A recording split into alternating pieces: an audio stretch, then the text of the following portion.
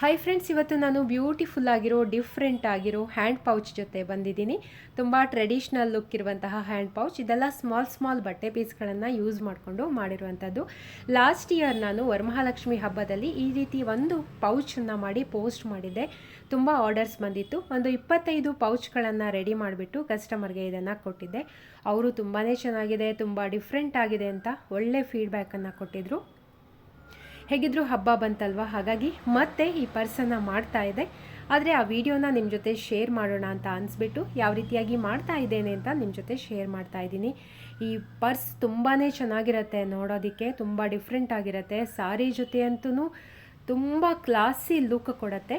But ಏನಂದರೆ ನಿಮಗೆ ತುಂಬ ಪೇಷನ್ಸ್ ಬೇಕು. ಹ್ಯಾಂಡ್ ವರ್ಕ್ ತುಂಬಾ ಜಾಸ್ತಿ. ಇದರಲ್ಲಿ ಮಷಿನ್ ವರ್ಕ್ ಎಷ್ಟು ಮಾಡ್ತಿರೋ ಅದರ ಡಬಲ್ ಹ್ಯಾಂಡ್ ವರ್ಕ್ ಇರೋದ್ರಿಂದ ತುಂಬ ಟೈಮ್ ತೊಗೊಳುತ್ತೆ. ಇವಾಗ ನಾನು ರೆಗ್ಯುಲರ್ ಹ್ಯಾಂಡ್ ಪೌಚನ್ನು ಮಾಡ್ತಾ ಇದ್ದೀನಿ. ಆದರೆ ಲಾಸ್ಟ್ ಇಯರ್ ನಾನು ಸ್ಲಿಂಗ್ ಬ್ಯಾಗನ್ನು ಕೂಡ ಮಾಡಿದ್ದೆ. ಕೆಲವರು ನನಗೆ ಸ್ಲಿಂಗ್ ಬೇಕು ಅಂತ ಹೇಳಿದರು, ಸೊ ಹಾಗಾಗಿ ಸ್ಲಿಂಗನ್ನು ಕೂಡ ಮಾಡಿದ್ದೆ ನಾನು. ಬಟ್ ಕಸ್ಟಮರ್ ತೊಗೊಂಡು ಹೋದವರೆಲ್ಲ ನನಗೆ ಒಳ್ಳೆಯ ಫೀಡ್ಬ್ಯಾಕನ್ನು ಕೊಟ್ಟರು. ಎಲ್ಲರೂ ಇದನ್ನು ಎಲ್ಲಿ ತೊಗೊಂಡೆ ಅಂತ ಕೇಳ್ತಾ ಇದ್ರು ಅಂದ್ಬಿಟ್ಟು ಅವರು ಕೂಡ ತುಂಬ ರೆಫರೆನ್ಸನ್ನು ಕೊಟ್ಟಿದ್ದರು.